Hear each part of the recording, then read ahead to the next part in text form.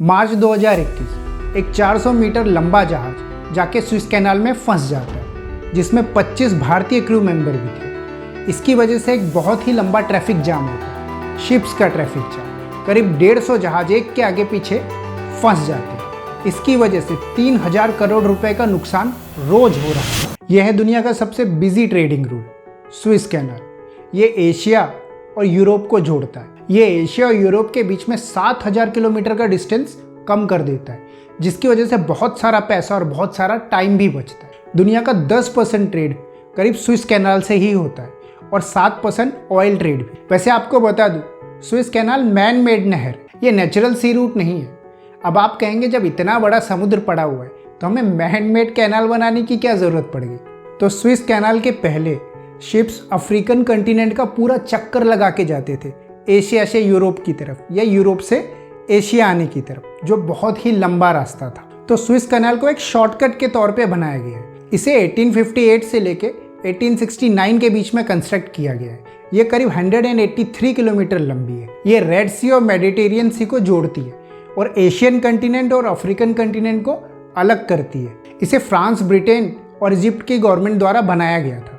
इसको ऑपरेट करने वाली कंपनी का ज़्यादातर हिस्सा फ्रांस और ब्रिटेन के पास था, लेकिन 1956 में इजिप्ट ने इसको पूरी तरीके से अपने कब्जे में ले लिया। इसके बाद फ्रांस और ब्रिटेन ने इजिप्ट के ऊपर अटैक कर दिया।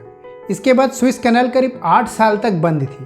फिर अमेरिका ने बीच बचाव किया और इसके बाद से इजिप्ट के अंडर में स्विस कैनाल है। और ये सारा लड़ाई झगड़ा हुआ पैसों के लिए। स्विस कैनाल से हज़ारों शिप गुजरते हैं, जिस पे हैवी टैक्स लगा के इजिप्ट गवर्नमेंट मोटा पैसा कमाती है। सिर्फ 2021 में स्विस कैनाल से 20,649 शिप्स निकले थे।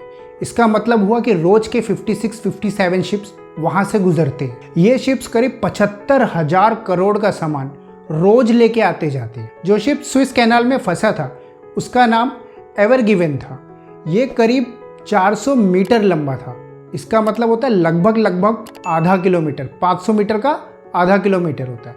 और इस पे 2 लाख टन माल लदा हुआ था। रेतीले तूफान और तेज हवाओं की वजह से ये शिप वहाँ पे फंस गया था और कैनाल में पानी कम होने की वजह से नीचे मिट्टी में धंस गया था, जिसकी वजह से मूव नहीं कर पा रहा था। इसको निकालने में करीब 6 दिन का समय लगा।